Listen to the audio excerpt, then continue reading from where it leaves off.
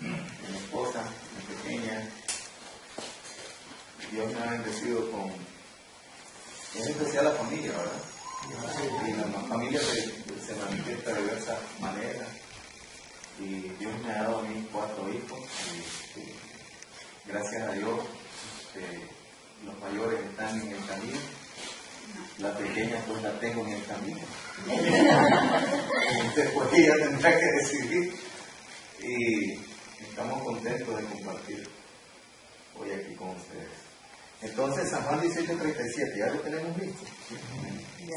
Okay. Y dice así. Le dijo entonces Pilato, luego, ¿eres tú rey? Respondió Jesús, tú dices que yo soy rey. Yo para esto he nacido, para esto he venido al mundo, para dar testimonio a la verdad. Todo aquel que es de la verdad, oye mi voz, le dijo Pilato.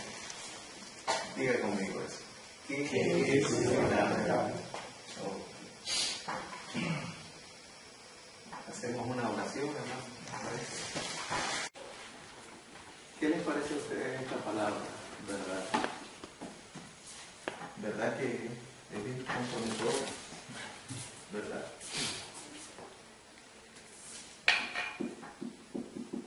¿Puedo escribir aquí? Ya escribí. ¿Verdad? ¿Qué les viene a la mente cuando escuchan esa palabra? Transparencia. Transparencia. Conflicto. También conflicto, ¿verdad? Porque a veces nos pone como en el filo, Sí. filo de crisis. Crisis es un desafío, ¿no? Nos mueve. Nos mueve. ¿Qué más? Duda. Duda, ¿será verdad? ¿Por qué duda? Disgusto también, sí, ¿verdad? Porque a veces... Decir la verdad. Porque aquí la verdad no es problema. O que se la diga, ¿no? Ambas cosas. ¿Qué más? Miedo. Miedo. ¿Y qué les parece en el ambiente que vivimos hoy en nuestro país? Para no irnos tal vez a nuestro mundo, nuestro planeta, sino a nuestro país, aunque es característico en el mundo hoy. Con esta palabra que ustedes dijeron que nos da, parece, temor, duda, pensamos en claridad también, transparencia, también conflicto. ¿Cómo está nuestro contexto, nuestra vida, nuestro ambiente con esta palabra? ¿Cómo la ven? Es algo por lo cual en nuestra sociedad, en los diferentes medios y en los diferentes lugares donde supuestamente tenemos que ser formados, es una realidad. Hay una preocupación por esta palabra en nuestras vidas. Sí, y es que no hay, la verdad existe, pero lo que no hay, o sea, tratando de ser humano no existe credibilidad. Sí. Yo creo que en nuestra sociedad nicaragüense, esta palabra verdad viene también a crear conflictos dentro del contexto que vivimos todos los días. El sistema, por ejemplo, de las comunicaciones, los medios de comunicación dicen tenemos la verdad, esto es la verdad, y esto, el pueblo, las religiones, los políticos, uno mismo como individuo cree siempre tener la verdad. Como padres, exactamente, como madres, como hijos, como vecinos. Y yo por eso decía conflicto, porque cuando tenemos posiciones de que esta es mi verdad, ahí vienen los conflictos. Y esto va relacionado con este asunto de poder, ¿verdad? Amén. Porque se maneja, porque una cosa es que la verdad, vamos a partir de eso. la verdad se tiene que dar de manera espontánea, Sí. no impositiva, pues, porque eso ya no sería verdad. Amén. Eso de verdad ya sería algo impositivo. Entonces, este asunto de poder, Así es. porque de alguna manera todos tenemos una cuota de poder, pero hay otros que tienen mayor poder, influencia, O se adueñan del poder. se adueñan de ella por situación económica, por este mundo que ha dividido la sociedad por niveles, por, por familia, o por el color, o por inclusive por la fe, Por sabiduría. por conocer, por saber. Y la posición de alguna manera nos da poder. Alguien decía una vez, y yo no le daba lógica, pero después alguien dijo una vez que hasta el poder de no poder. Bien. ¿Cómo será eso? O sea, aquel que dice no puede nada, de alguna manera tiene un poder para manipular y decir no puedo nada, entonces hay que ayudarlo. Hay un poder de alguna manera. Pero el tema no es poder, de alguna manera va relacionado así. Como decía Pablo, por eso tenemos conflicto. Porque estos que tienen el poder quieren que su verdad, la que según para ellos es la verdad, sea la que prevalezca y se acabó. Y gire alrededor de su realidad. ¿Qué dicen? Y quieren que gire alrededor de su realidad. Que esa sea, que no existe otra. Si gustan, lean un texto que se encuentra en Romanos 12:2. Y alguien lo lee. Recuérdense que aquí tenemos también una situación. Por eso estamos hablando Romanos de una 12:2. situación de un hombre que tiene poder aquí. Inclusive, él se jacta de ese poder y le dice a Jesús, ¿no sabes que en mi mano está el dejarte libre o no? Entonces, por favor, di algo. Pero este hombre que tiene el poder tiene un conflicto, tiene una crisis, ¿no? Cuando se encuentra ante este personaje que no haya de qué acusarle, pero se siente él entre la espada y la pared. 12:2, ¿quién lo lee? 12:2, sí. Adrián, ¿no tienes listo? Vamos, ¿quién lo lee? Dice. Romanos 12:2, y dice, no vivan ya según los criterios del tiempo presente. Al contrario, cambien su manera de pensar, para que así cambie su manera de vivir, y para que lleguen a conocer la voluntad de Dios, es decir, lo que es bueno, lo que le es grato, lo que le es perfecto. Ahí aparece en esa versión, Y yo no lo y todos los días, en otra versión, ahí dice que hay que cambiar, dice. O sea, no hay que acostumbrarse. Ahí visto que en otra versión dice, no hay que adaptarse, no hay que acostumbrarse, o sea, no hay que amoldarse, no hay que conformarse. Como ya todo el mundo vive así, así vivamos. Por ejemplo, como la gente bota la basura en todo lugar, vos te moldas también, así es la gente. Un compañero me platicaba una vez, y a veces le pasa, iba en su motocicleta, y entonces como quedó, se salieron por un lado, él también lo salió, y se fue adelante los pensaron, ¿verdad? Porque iban, pero ¿cómo lo va siguiendo? Y sabe que no está haciendo bien, pero lo va siguiendo, como lo hace la mayoría, ahí manera de pensar, que no se dejen, no se adapten, no se amolden, que esta no es la verdadera manera de vivir. Hay valores, hay principios. Y la sociedad en la que están, dijo Pablo, el ambiente en el que vivimos es un ambiente que no tiene esta capacidad de reflexionar. La capacidad de reflexionar tiene que ver con el sano juicio, con el tomar una decisión sensata, a lo menos lo más acercado a lo sensato, porque a veces no nos sale una decisión muy buena, pero parte de la madurez es que nosotros tomamos la decisión y nos comprometemos a las consecuencias después. No hay otros que viven vacilando, no. En la vida, aquí, sano juicio. Y esto, el Señor nos dio a nosotros algo que se llama, ¿cómo se llama esto que nos dio el Señor a nosotros? Libre. Y ser libres para decidir. Qué lindo es Dios. Ni Dios ni siquiera nos puso una camisa de fuerza para estar libres para decidir. Por eso es que hay diversidad de pensamiento, por eso es que hay toda esta diversidad. Y en el texto dice, Lo lee, hermana, lo tiene ahí. Su versión, Rubén. Lea. Dice, no os adaptéis Ahí dice a las adaptarse. formas de este mundo, sino transformaos por medio de la renovación de nuestra mente, para que comprobéis cuál es la voluntad de Dios, lo bueno, lo que le agrada y lo perfecto. Correcto, lo perfecto. Y esto no tiene que ver porque la cosa es que todo lo espiritualizamos nosotros. Creemos que este asunto de sano juicio es solo pensar que voy para el cielo, pero no, el sano juicio no sirve aquí. Allá ya vamos a estar, como dicen, ahí no hay necesidad, pero es aquí, el sano juicio lo ocupamos aquí.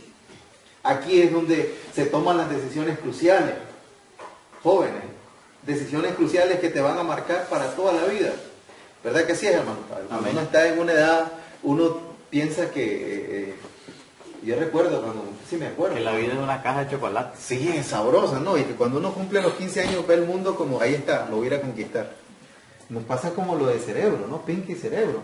Es tiempo de conquistar el mundo. ¡Ah! Nos sentimos conquistadores, ¿no? Y en el contexto que vivimos, eso es lo que le están pintando. Usted puede conquistar, usted puede ser Superman, usted puede ser Superchica, usted puede ser rico, usted puede ser esto. Mire, solo haga esto. Y ahora que nos bombardean en los celulares, de todo, imagínense, no se han dado cuenta lo tan flojo que la vida nos quiere, el sistema nos quiere amoldar a vivir y que así vivamos. Ahora, imagínense, ahí nos están cambiando todos los valores y la verdad la están cambiando por otra verdad disfrazada.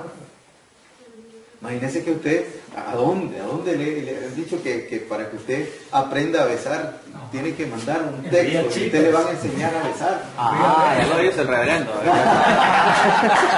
Bien, chica. Dígame, ¿quién nos va a enseñar? Eso se aprende, ¿verdad, hermano? Así en la vida, ¿verdad? Eso ya viene por naturaleza. Que usted quiere saber lo que hace su vecino, chisme, mande chisme, no sé para dónde, imagínese usted. Es más, mande cuernos, dice. ¿Cuándo se va a morir? Imagínese usted cómo estamos. Y la vida y la sociedad en la que vivimos, números. Bueno, hay una realidad que no es realidad. Y hay una realidad que quiere aparentarse como que no debe ser apropiada, porque hoy vivimos en un mundo que te pinta lo irracional como algo racional, o sea, lo incorrecto como algo correcto, y lo correcto como algo incorrecto, o algo, voy a utilizar, casi no me gusta utilizar esta palabra porque se oye como lo que voy a decir, pero vivimos en una, decimos, hay que hablar de esto, es cursi. Cursi, ¿no? Amor y que ya eso ha quedado como no, pero anticuado. Esa es la esencia. Y si se dice solo es para San Valentín, ¿no? Sí. O si se dice es para en ocasiones. Para la sociedad de consumo. Para el consumo, correcto, sí. Enamórate del mercado. El mercado es mejor amigo. Sí. Bueno, pero vamos a la situación que hay allí en ese momento. Ahí se está haciendo un juicio, ¿no? Hay un hombre que se llama Jesús y está frente a una de las autoridades más fuertes de la época, que era Pilato. Pilato tenía un poder grande en toda la región de Jerusalén, toda esa zona, ¿vale? Y lo mandan donde Herodes también. Herodes no puede hacer nada. Regresa donde Pilato de nuevo, él se quiere deshacer, pero no hay cómo deshacerse. Y en todo juicio debe prevalecer ¿qué cosa? La verdad. Debo supone. Miren nuestros procesos judiciales aquí como son. ¿Verdad? Hay que se lleva unos sustos, uno Deshonestos, súper aquí, o sea, y no sé, y se llenan la boca de honestidad. O sea, que ahorita hay presos porque se han robado cocaína. Ajá. Pero andan libres los que han robado Sí. millones. Los de cuello y colmar. Sí. Esa es la realidad que tenemos. Imagínense que se agarran unos narcos, los agarran como, ¿se acordaron? No sé si fue en Río. Carazo. en Carazo, ¿verdad? Que eran más de millón, creo que era, casi en dólares. Ah, los de arriba. Arriba, pues. Sí. Y yo conozco al juez, es de allá de León, es Dávila, apellido Dávila. Ey, salieron libres y los millones no se supieron. Eso no salieron bien. No, es que esos estaban contaminados, como hacían los sacerdotes, ¿no? Sí. Que con ese asunto de puro y impuro. Pero ¿cuántas cosas pasan? Se trata de un juicio, y en todo juicio se espera que haya justicia. Esa es la clave de esto, que se haga justicia. La base de toda decisión que uno va a tomar tiene que pensar en la justicia. Y como cristianos, ese es nuestro paradigma, porque tenemos a alguien que nos enseñó con su vida y con su entrega lo que es justicia. Por eso es que quedaba mal parqueado ante Jesús cuando estaban ahí con los fariseos. Y ahí llegaron todos los grupos, llegaron los herodianos, los saduceos, los fariseos y todos los tipos feos que hacían estas cosas. Pues llegaron ahí y querían siempre cuestionar, como no le hallaban. ¿Saben cómo son los políticos, los religiosos? Políticos que van buscando algo, ¿no? Para empañar el buen camino que está llevando a alguien, si lo lleva bueno, para cortarle la cabeza. Buscando cómo acomodar lo que no calza. Es correcto. Entonces, en ese buscar, Jesús siempre salía. Y en el momento aquí, Pilato, no hay un abogado defensor aquí de Jesús, no lo hay. Solo hay quienes lo acusan, y lo acusa su propia gente, qué triste. Lo acusa a su gente, lo acusa el poder político, lo acusa el poder religioso, porque hay dos acusaciones frente a él. La sociedad lo está acusando. En una acusación, es una acusación sobre un hombre inocente. Lo acusan los religiosos, lo acusan los políticos de aquel momento, de aquel imperio. Los fariseos lo acusan de herejía, porque él se decía ser el Hijo de Dios. Y no era fácil, pues, no era fácil, era una cuestión, o sea, que lo que hallaron fue una justificación bien fuerte, porque ellos el concepto Dios único es bien fuerte para ellos, y que de repente alguien sale diciendo, soy el Hijo de Dios, y el que me ha visto a mí, ha visto al Padre. Yo soy el camino, la verdad y la vida. Nadie llega al Padre si no es por mí. Yo soy el pan de vida. Yo soy la luz de vida. Yo soy el buen pastor. El yo soy está presente de manera constante. En realidad como que la acusación tenía su sentido también, ¿verdad? Pero no tuvo un juicio correcto. Y Jesús le dice muchas veces, si ustedes fueran de hijo del Altísimo también me hubieran conocido a mí, pero no lo conocieron. Entonces los fariseos lo acusan de herejía por llamarse hijo de Dios, porque ellos tienen la creencia monoteísta, no puede haber otro Dios. El imperio romano se siente amenazado de un hombre que de repente está agitando, porque en ese tiempo los romanos tienen una política que ellos llamaron la paz romana, ¿no? Que tenía una intencionalidad de callar toda sublevación, todo grupo subversivo que se levantaba, cortarlo de raíz. Y Jesús, es que Jesús también fue valiente, osado y decidido, porque ¿saben ustedes en qué momento él entra a Jerusalén? En el tiempo que están las fiestas. Y que la gente está por todos lados y que la guardia romana está por todos lados también. Tipo Santo Domingo, hermano. Sí, así.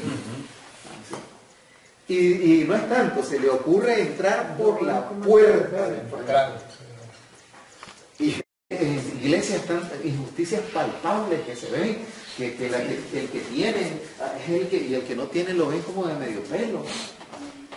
La gente que te hace diferencia, las instituciones también van. Imagínense qué injusto, cómo te cobran la luz de esta manera, pero como no tienes ninguna influencia, ahí está, ahí puede estar tu reclamo, y si no te organizas, no te dan respuesta. Pero si es el hijo del comisionado, si es el hijo de fulano de tal, imagínense si es alguien que tuvo un accidente y es hijo del comisionado y él tuvo la culpa, él sale libre.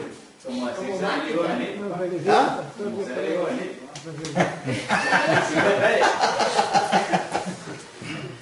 El muchacho mántico que mató a Elizabeth de la Colina, él quedó libre. El que mató al niño ahí en la pista surba, Otro más. quedan impunes. ¿Por qué? Y dan coraje esa injusticia. Dan coraje también, ¿cómo está? Imagínense ustedes, yo oigo, le van a pagar a este que puja, a Pujol, le van a pagar 220 millones de dólares por jugar béisbol 10 años. 220 millones de dólares. ¿Y cómo se mata uno para ganarse 50 pesos al día? Ni todos los días. Si dicen que el promedio anda por $1 ya, $1 y pico, $2 para en algunos casos. Entonces, ¿y cómo un hombre se puede ganar tanto dinero? Jugando béisbol. Bueno, la injusticia da coraje. Jesús entra, y más cuando están aprovechándose de la sencillez de la gente. Hoy vivimos en una sociedad en la que los religiosos se están aprovechando. Yo vengo y mire, qué ambiente diferente, ¿no? Donde estaba en el ambiente que estaba yo anoche, es un ambiente de eso, que están diciendo las cosas influenciados y no saben ni cómo las están diciendo. Ahora han agarrado estilos para recoger la ofrenda, ponen un manto, y que ese manto, el que echen ese manto, lo cubre el manto de la prosperidad. No sé, que hay que sembrar en el reino de Dios. ¿Quién le ha dicho que sembrar en el reino de Dios es cuestión económica? Eso es secundario, pues. Es secundario, pero sembrar en el reino de Dios es tu actitud, la manera como vos convivís con los demás, cómo impartís justicia. ¿Qué fue lo que le dieron? ¿Quiénes eran? Pedro y Juan, ¿verdad? Los que iban a la oración. ¿Qué le dieron al cojo? ¿Y qué estaba esperando él? Y si le han dado dinero, él camina. No, seguido el camino. Ahí está. Lo que tenemos te damos. O sea, el reino de Dios no tiene que ver con cuestiones. Es exacto. Esos textos no existen. Sí, en Lucas 12:15 para muchos, ¿no? La vida no consiste en los bienes y las riquezas de este mundo. Sí declara. ¿Qué es la verdad? Entonces, el Imperio Romano se siente amenazado por un hombre que dice ser rey. O sea, está amenazado, que alborota las multitudes, que anda diciendo que el celo de tu casa me consume. Ustedes sabían lo que se hacía ahí, ¿verdad? Sí, el corazón político. No, cuando derriba las mesas, ¿por qué razón más? De explotación. Y usted sabe que el tipo de negocio que tenía, ¿qué no puede? El cambio, ¿verdad? Hacían un doble robo. Nadie podía comprar afuera. La venta. Característico, consuma adentro. Nadie podía comprar afuera el animalito, tenía que ser comprado porque los animales de afuera eran inmundos cuando eran otros animales los inmundos. Eran inmundos. Y la moneda también era inmunda, pero a ellos les servía, a ellos les quedaba el denario. Y la moneda sagrada, ellos la utilizaban. Bueno, ustedes ya saben eso. Es llevado a juicio por estas razones y sin derecho a una defensa. Rápido. Hay un acusador siempre. Y ustedes saben cuál es nuestro acusador.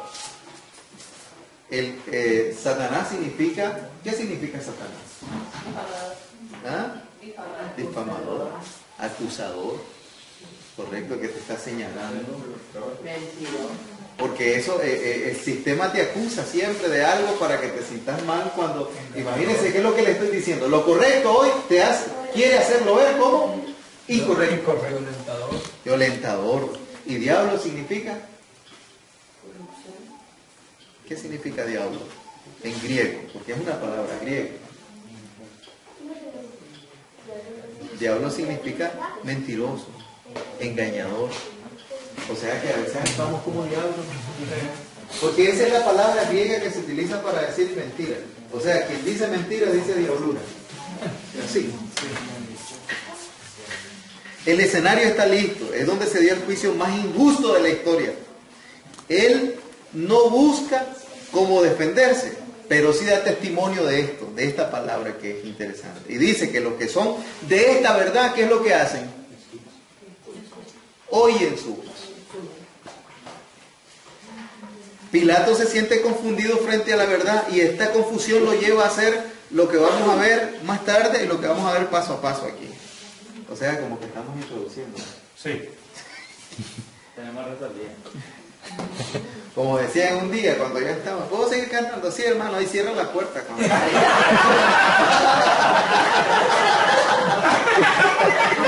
Me lo dijo una niña como de 7 años, ¿no? Ellos dicen la verdad.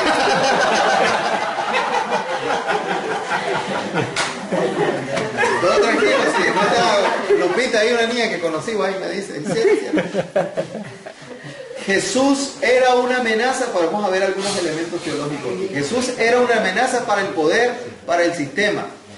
Porque siempre el que está impregnado de la justicia va a ser una amenaza para los mentirosos, va a ser una amenaza para el sistema, porque el sistema está hasta la coronilla de mentiras, hermano, hasta la coronilla de mentiras. Si no, el Señor no nos hubiera dicho que yo los mando como dice, ¿cómo los mando? Corderos. Ovejas en medio de lobos. Eso es una realidad.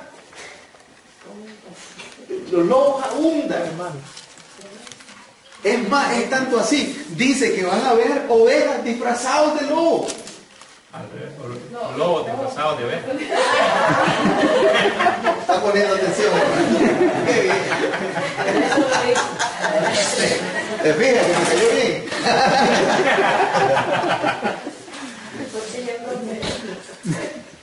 ¿Cómo vas a conocer a alguien que está, imagínense, como algunos dicen, no, si eso va a ser fácil de identificar, no, se necesita un sano juicio. Hay gente que tiene una piedad aparente tan que hasta lloran, que hasta, Dios mío. El sistema lo lleva a juicio por cometer pecado ante esta estructura que a la vez pecar significaba hacer, o sea, en este contexto, pecar significaba hacer la voluntad de Dios. Es lo que alguien dijo, ¿no? En este momento, no acatar la ley muchas veces era pecar, pero ante el sistema, pero era hacer la voluntad de Dios. Y eso es lo que te ponen. Hay leyes que van en contra totalmente de la voluntad del Señor, pero decimos, como es la ley, tenga cuidado qué ley es. En tiempos de Jesús, que se practicaba la supuesta ley, en muchas ocasiones Jesús aparecía como el violentador de la ley. Y él muchas veces dijo, oíste que fue dicho, mas yo os digo.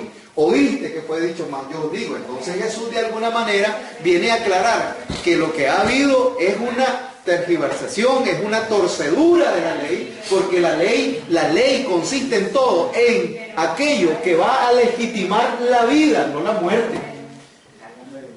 Pero la ley estaba aplicada para beneficiar a unos cuantos y para dañar a la mayoría. Entonces este sistema, entonces Jesús se pone en contra de todo lo que se está haciendo. Él es acusado de muchas cosas triviales, así como hoy, ¿no? Somos acusados, ¿no? Mira, que esos no son hermanos porque se ponen, se quitan, o sea, cuestiones irrelevantes, ¿no? Cuestiones ficticias totalmente que no tienen que ver con la fe y con la conducta, con la acción, con la actitud. Este juicio que era injusto por el pecado del sistema hizo que nosotros alcanzáramos la justificación. Mire qué interesante. En medio de todo este injusto que se hizo, por eso es que dice, Jesús cargó todas nuestras injusticias para justificarnos a nosotros. Por eso es que debemos de vivir agradecidos, hermanos, y defender la justicia y seguir su legado. Por eso es que ser cristiano no es una cuestión fácil. Implica solo el hecho de seguir. A ver, levante la mano todos los que están conscientes de que Jesús es el Cristo. Yo también, para mí. Por eso yo soy cristiano. Gracias. Y si estamos conscientes, ahora no le voy a pedir que levanten la mano, pero que reflexionen. ¿Qué implica que Jesús para nosotros sea el Mesías, el Cristo, el ungido, el que traía una causa?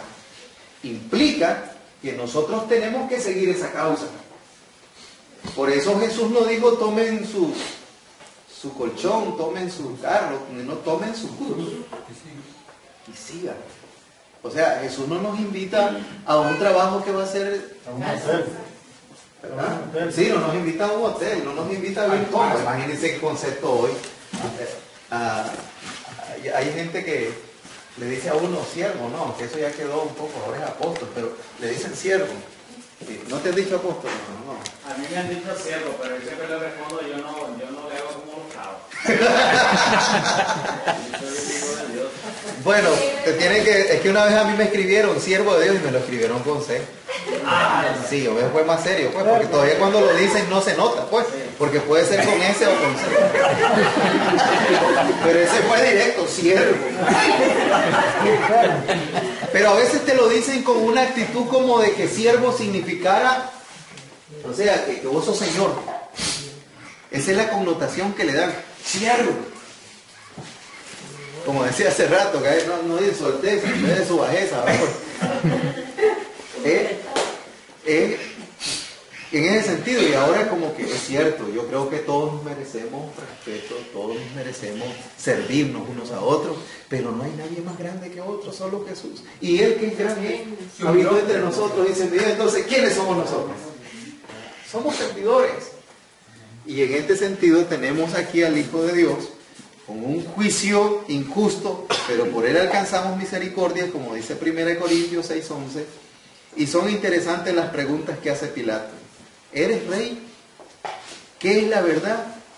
Aquí hay una relación, aquí lo poníamos, entre poder y verdad, porque el concepto de rey es de Poder. Por eso es que aquí se va a dar una crisis, una confusión, y por eso es que rechazan al Mesías cuando lo ven sentado en vez de un caballo elegante en una burra. Y no era ni burro, dicen que era burra. Y algunos en la película hasta lo pintan que no va ni enganchado, ¿no? Que va así, ¿verdad? Delicadito. Ay. Pero este Jesús, este es del linaje de David. Nosotros esperamos a uno como David. Por eso es que digo yo que mi Jesús nada que ver, o alguien se va a atrever a decir que David es prototipo de Jesús, en ninguna manera, muy diferente, y él es bien claro al decir que su reino no es de este mundo. Por eso es que muchos que andan diciendo ahí que son cristianos deberían de ponerse ya a otra religión, porque si dicen ser, y ahí si hay banderas de Israel, hay danzas israelitas, ahí solo le faltan. Ahí lo tengo, ya me lo regalaron. Pero son unos judíos que ni siquiera conocen la religión judía. Sí. Porque el que la conoce sabe. Pero esta gente es una mezcla de judeo ignorante cristiano, no sé cómo llamarle. Neo judíos. O necios judíos, hermano, podría ser. Porque andan aplicando y que hoy adoran más a David que a Jesús, imagínense. Sí. Porque ellos están esperando a un David en Jesús, de poder. Pero cuando ven que este poder tiene que ver, no es que no sea poder, porque para mí es el mejor poder. El poder que mueve montañas, el poder que conmueve corazones, el poder que uno se siente confortable, el poder que da esperanza. Miren, hermanos, es un poder tan grande, la esperanza, la alegría, que yo la prefiero que el dinero. ¿Eso no es cierto? No es cierto que a veces, hermanos, hay gente que tiene dinero y es infeliz. Como alguien decía, y tiene su lógica. Yo puedo tener la mejor cama, de la mejor marca que pueda haber, ¿y de qué sirve si no tengo sueño? O con quién compartirla. Sí, imagínate, hermano. Peor todavía. Pero hay que tener paz, hermano. Sí. Anoche me dicen, ahí donde me quedé, quieren sacar una cama y hermano, que no, hermano, pasé por el sol, en el suelo he dormido y con sueño solo es un rato, y ya me voy a despertar, ¿no? Si hubiera venido aquí con nosotros, ¿no? ¿Verdad? Ah, pues vale más que me quede. Y soy guerrillero, le digo, voy a dormir un solo, y a veces uno sigue un petate en el suelo, si tiene paz uno, eso no es cierto. Pero hay gente que tiene una buena casa, que se da vueltas para un lado, se da vueltas para el otro lado, que el dinero, que las deudas, que no sé qué, que no sé cuánto, que la mujer se va a dar cuenta de que el rollo que tengo por allá, que no sé. Claro. Mire qué rico me comí el apetito hoy, porque tengo bueno el apetito y estaba con hambre. Claro que estaba bueno también, pero estaba con hambre. Pero tenés un buen plato de comida y no tenés apetito. Entonces, la paz es importante. Entonces, esta relación poder se va a encontrar, le hacen una pregunta sobre si es el rey y le hacen una pregunta sobre la verdad. Jesús responde a eso, responde de la siguiente manera: a eso he venido. Y tú lo has dicho. ¿Qué? ¿Lo de verdad o lo de reino? Bueno, vamos a ver algunas cosas. Con el sacrificio de Jesús, al no defenderse, ser juzgado injustamente, ser humillado como criminal, está demostrando el poder de la verdad basado en un hecho de sacrificio por la humanidad, de sacrificio por nosotros, de sacrificio por el mundo. Esa es la gran verdad. Seguimos caminando. Aquí hay 4 aspectos que tienen que ser reflexionados y que serán expuestos en el siguiente espacio que vamos a ver. Para esto, noten esto primero en el versículo. Para esto he nacido y he venido. He nacido y he venido para ser rey. Este reinado tiene que ver con un rey de justicia, un rey que da, un rey que se da. Este no es un rey que exige y que le den. Este rey se da. Segundo, para dar testimonio de la verdad. Esto tiene que ver con identidad. La verdad es una cuestión de identidad que te acompaña, no es una cuestión que vos tomás y te adueñás de ella y me ven el rótulo. Ahí va, ¿verdad? Nada que ver. Tercero, todo aquel que es de la verdad. Aquí hay una cuestión de pertenencia a, pero vamos a ver a qué. Oye mi voz, dice. Esto tiene que ver con el sano juicio, esto tiene que ver con discernimiento, con identificar. Y número 4, con la pregunta, ¿qué es la verdad? No es razón de tenerla, sino de vivirla. No es vivir por un concepto, es morir por una causa. ¿Entienden eso? O sea, yo puedo vivir todo el tiempo, yo tengo la verdad, yo tengo la verdad, yo tengo la verdad, verdad. Es como aquel que salía, sí, aquí se dice, sí, verdad, no. Es una cuestión de morir por algo que vos estás dispuesto y a sacrificarte y hasta das tu vida. Eso te marca. Eso es verdadero. La primera parte, para esto he nacido y he venido para ser rey. ¿Qué dice en Primera de Juan, capítulo 5, versículo 1 al 5? Primera de Juan, capítulo 5, versículo 1 al 5. Primera de Juan.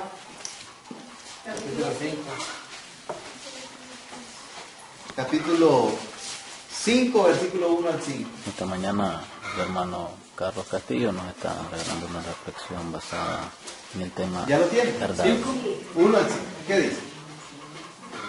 A ver, léalo. Solo me acuerdo Ángeles, ¿verdad? El paralítico de Bethesda. Después de estas cosas había una fiesta de judíos y subió Jesús a Jerusalén. ¿Hasta cuánto había ido? ¿Qué Primera de Juan, hermano? Primera de Juan 1 al 5. 5. Primera de Juan 5, 1 al 5. Primera carta de Juan. Sí. Y hay en Jerusalén, cerca de la puerta de las ovejas, un estanque llamado en hebreo Bethesda, el cual tiene 5 pórticos. En estos yacía una multitud de enfermos, ciegos, cojos y paralíticos, que esperaban el movimiento del agua, porque un ángel descendía de tiempo en tiempo al estanque y agitaba el agua. Y el que primero descendía al estanque, después del movimiento del agua, quedaba sano de cualquier enfermedad que tuviese. Y había allí un hombre que hacía 38 años que estaba enfermo. Gracias. Pero es Primera de Juan. No leí, pero Dice. Todo el que cree que Jesús es el Cristo ha nacido Gracias, de Dios, Señor. y todo el que ama al Padre también ama a sus hijos. repítalo, por favor. Primera de Juan. No, lo que leí es que ya no lo encontré. Todo aquel que cree que Jesús Más es el adelante tiene que ser. Ha nacido de Primera Dios, de Juan. No, más adelante. Y las cartas. Las Vamos, cartas. padre. y todo el que ama al Padre también ama a sus hijos. Así, cuando amamos a Dios y cumplimos sus mandamientos, sabemos que amamos a los hijos de Dios. Correcto. En esto consiste el amor a Dios, en que obedezcamos sus mandamientos. Y estos no son difíciles de cumplir, porque todo el que ha nacido de Dios vence el mundo. Esta es la victoria que vence el mundo, nuestra fe. Es cierto. ¿Quién es el que vence el mundo, sino el que cree que Jesús es el Hijo de Dios? Así es. Es interesante en este texto disculpe, me gusta esta versión. Compártala, pues, hermano. Diferente. Pero Dice que tenemos solo tiempo. voy a leer el primer versículo. Es la misma, es San Juan 1. Sí. Todo el que tiene fe en que Jesús es el Mesías es hijo de Dios. Y el que ama a un padre ama también a los hijos de ese padre. Todos sabemos la historia que Jesús nace de una virgen. Y es conocido entre los seres humanos. A ver, la idea que quiero explicar aquí es que de alguna manera mirar a Jesús solamente como el Jesús que es del cielo y olvidarnos que Jesús fue de la tierra, como que nos hace perder el horizonte de su acción, de su sentido aquí en la tierra. Porque es cierto, pues, Él es divino, pero Él vivió es más, se humilló más que cualquier ser humano entre nosotros.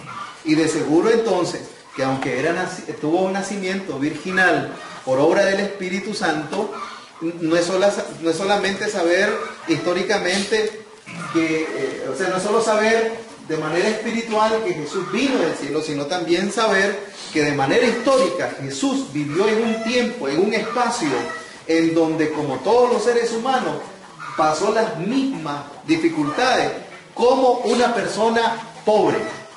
Es que Él se despoja de su condición divina. Es correcto. Y se encarna.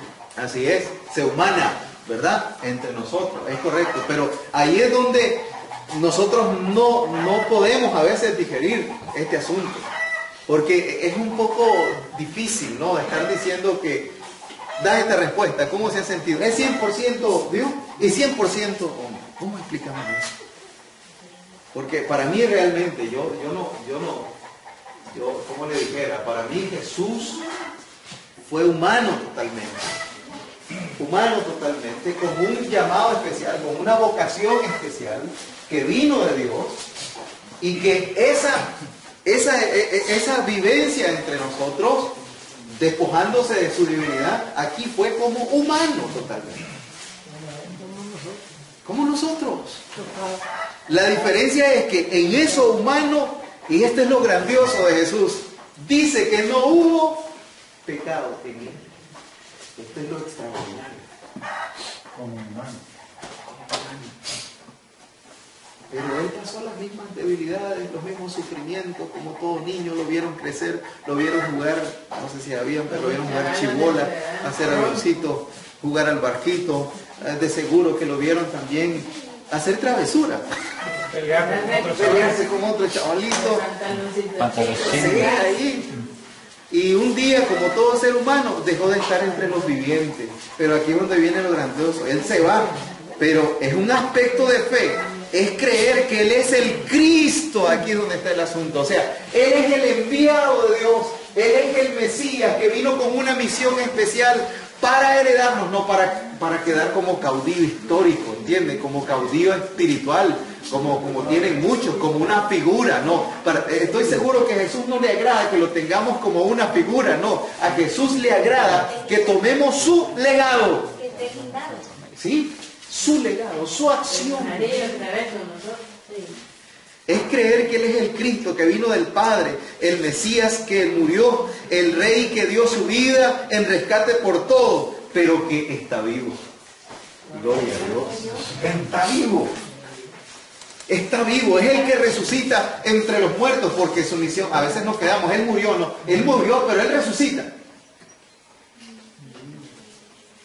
En San Juan 1:1 dice que Él es el Verbo encarnado. Es el Hijo de Dios. Esta es la verdad. Él es el Hijo de Dios y por lo tanto Él es el enviado de Dios y por lo tanto Él es el Mesías, en contraposición al sistema religioso que no lo pudieron reconocer, pues no conocieron su voz porque no eran de la verdad. Ellos rechazaban y estaban juzgando a la verdad, por eso no conocían la verdad. Esto tiene que ver con asunto de identidad. ¿Qué dice San Juan 10:27? Ahora sí es San Juan. San Juan 10:27. Mis ovejas. Lectura del Evangelio de San Juan, capítulo 10, versículo 27. Oyen mi voz. Y dice, ¿qué dice después? 10:27. Sí. Mis ovejas oyen mi voz. Yo las conozco y ellas me siguen. Esto es bien importante, sigo porque más adelante. Y es interesante que Jesús no nos vino a dar una simple vida, nos vino a dar vida abundante. Pero esto no es mágico, hermano. Esto no es porque, Néstor, en este momento te doy vida abundante, recibíla. O sea, hay una fe que actúa, pero la vida abundante tiene que ver cómo él va a procesar su experiencia también con Dios ahora, en el presente, en este momento. Porque vivimos también en una sociedad en que todo quiere hacerlo fácil, todo es fácil, dice, todo dinero fácil, magia fácil, solo es como una varita. Y como más, si decimos el texto, ¿sí? Está como lo que dice que los cristianos van a tomar veneno, no les va a hacer daño, dice. Ajá, cosas mortíferas y no le va a hacer daño, ¿no? Los van a picar serpientes y tampoco les va a hacer daño. Y algunos, oí la huya que uno había fumado no sé cuánto y se murió. Pero no dijo, vayan a probar a ver si es cierto, ¿no? También muchos hermanos creen que esto es como aquello de los programas de computadora, que lo instalás mágicamente y ya todo está programado y fue el cambio inmediato, como sí, un paquete. Correcto, algo mágico, pues que sucede instantáneo. Y no es así. Por eso es que también la tecnología y todo te está insinuando eso también, que todo lo puedes resolver solo con tocar un botón. Y más un día, si estás predicando de Moisés que con una vara arreglaba las cosas. Tocó el mar, se abrió. El río Nilo, sangre, piedra, agua. En fin. Pero no, eso tiene que ver con... ¿De qué palo habrá sido, hermano? Hay que buscar esa madera de esos lados. Es interesante aquí este asunto de reconocer quién es el Mesías, quién es el Cristo.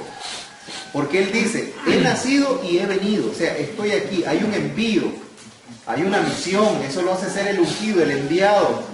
Y me recuerda lo que Juan el Bautista mandó a preguntar, aún sabiendo que era su familiar. Porque Jesús, Juan conoce, identifica a Jesús como su primo.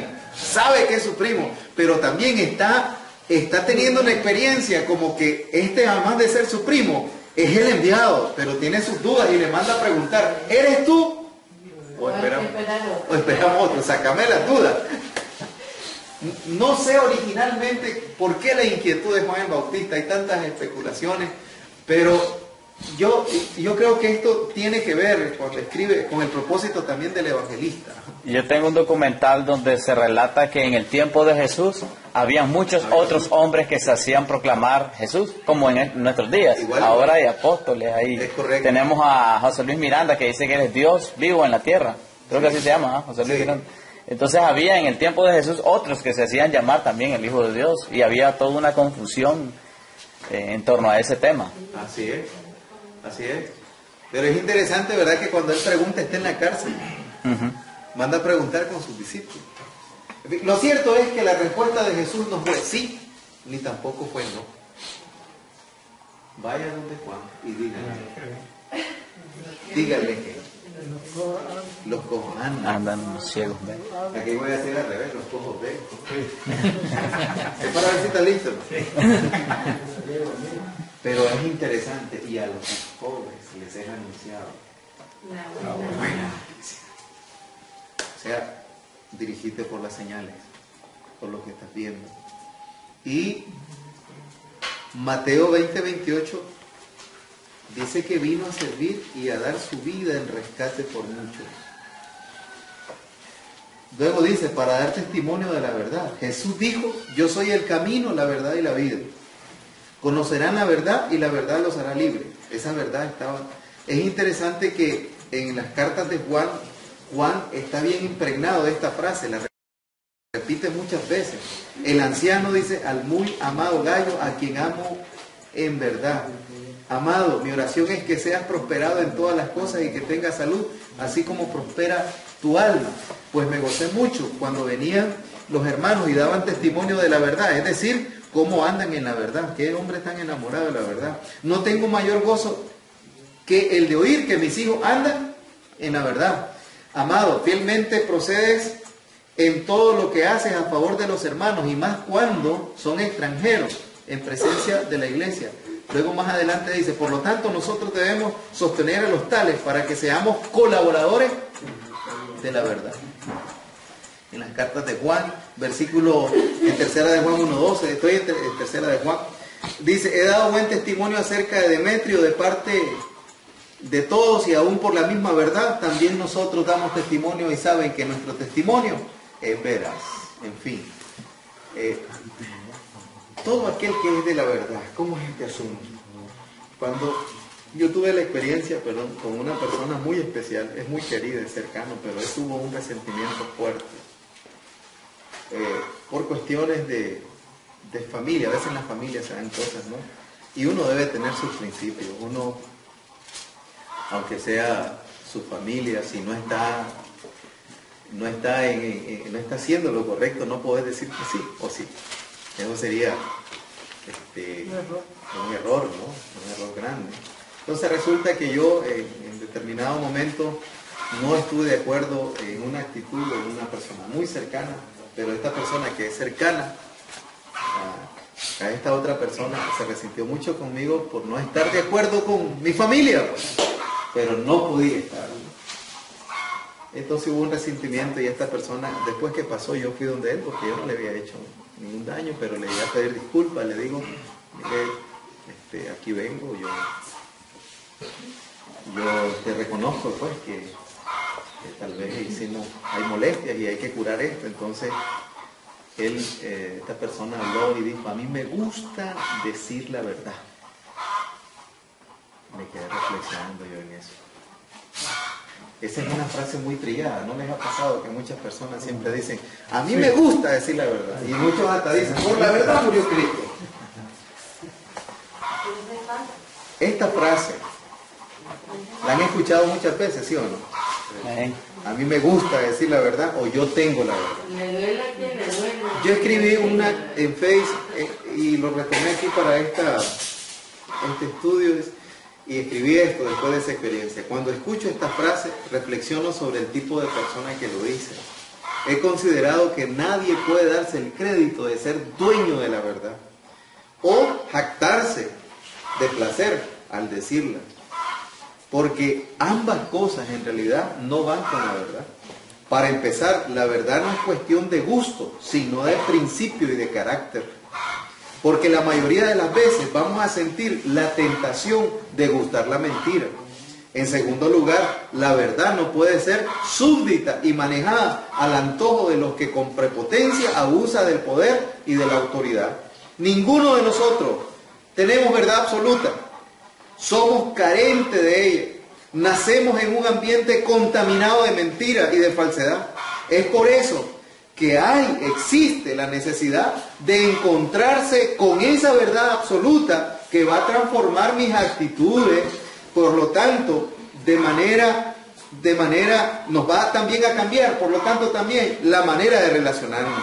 Es aquí donde entra la verdad que debe de gobernarnos, y esa verdad se llama Jesús, el Cristo, su proyecto de vida, su justicia. Aquí no hay lugar a la verdad relativa. La verdad en Jesús la verdad es Jesús y no la que nosotros tenemos, porque Él en esencia es verdad, es absoluta, es perfecta y es eficaz. El mismo texto nos aclara esta situación. Vayan al texto rápidamente que teníamos, y el texto dice, todo aquel que es de la verdad. ¿Qué piensan ahí con eso? Todo aquel que es de la verdad. ¿Qué piensan con eso? Todo aquel que es de la verdad. Comentemos todos ahí eso. ¿Qué idea les da cuando el texto dice todo aquel que es de la verdad?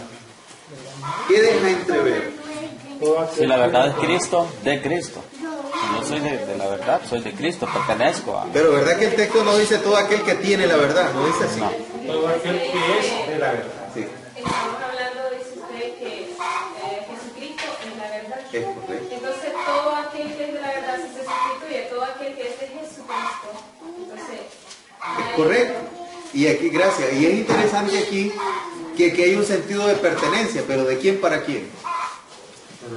Le pertenecemos a Cristo. A Cristo, dice, no de nosotros hacia la verdad. O sea, es un atrevimiento de decir, yo tengo la verdad. Me pertenece a mí. Me pertenece a mí. Es al revés, yo debo pertenecer. Yo le debo de pertenecer a la verdad.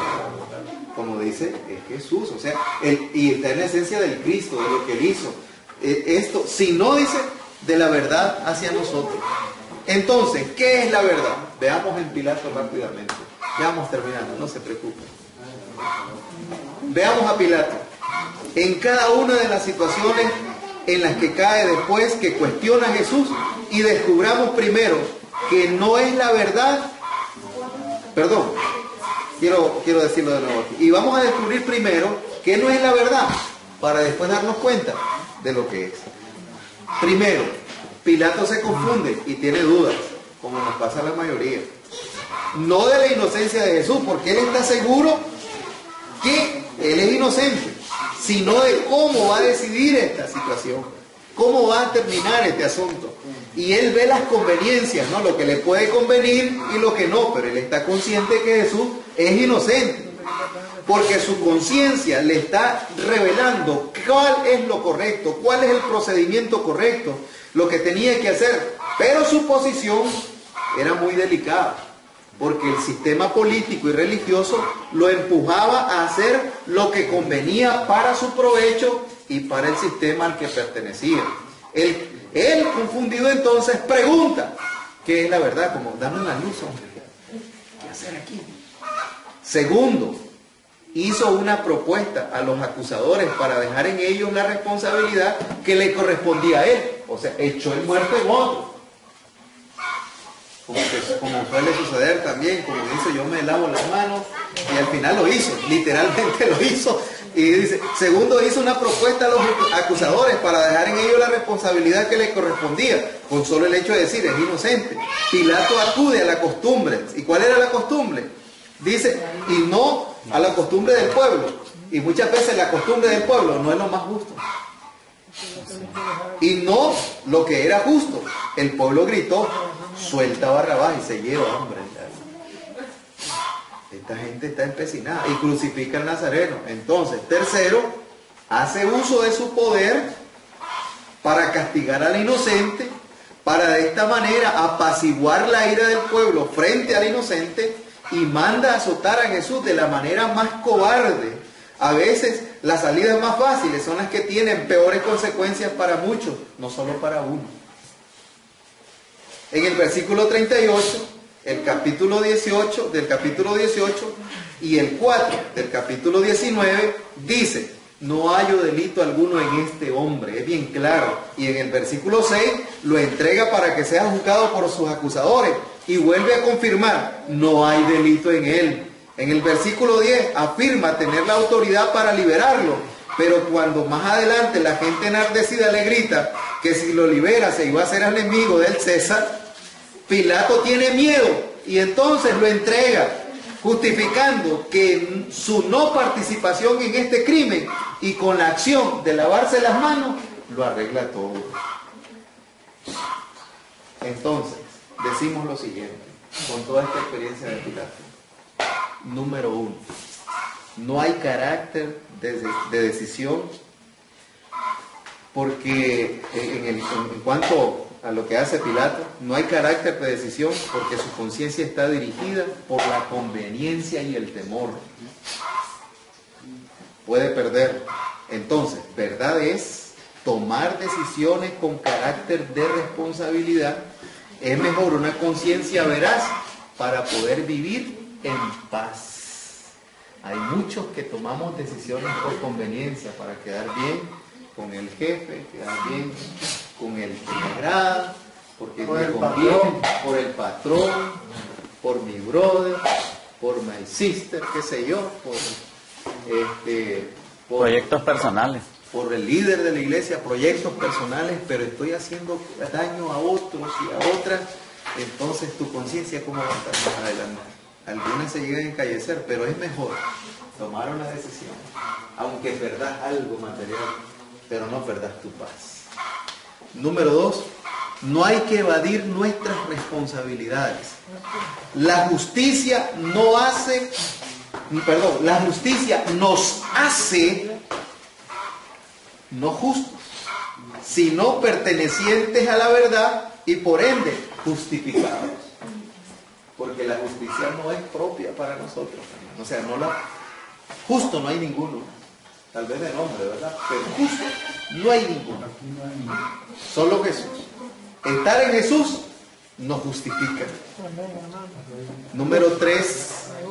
No busquemos las salidas más fáciles valiéndonos del poder para aparentar quedar bien. El valor es el poder más grande en donde todo temor y mentira se doblega. Yo digo, el ser valiente, el enfrentar las consecuencias, aunque esto te cueste.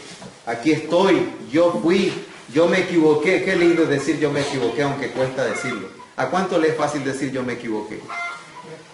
¿Ah? Por eso yo tengo la canción y ahí me la arreglo. Qué equivocado estaba yo. Sí. Y la va a cantar. Al final, lo más honesto de una persona que ha rendido su vida a la verdad es la de entregar siempre sus manos al servicio y a la integridad, asumiendo sus acciones con responsabilidad, sin lavarse las manos, sino presentándolas como son. Amén. Amén. Amén. Amén.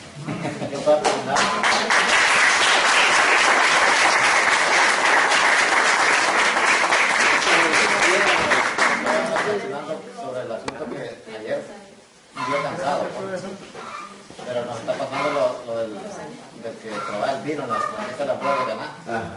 Que Dios se los invitaba, o sea, los dependientes daban un buen vino, ya cuando estaban borrachos.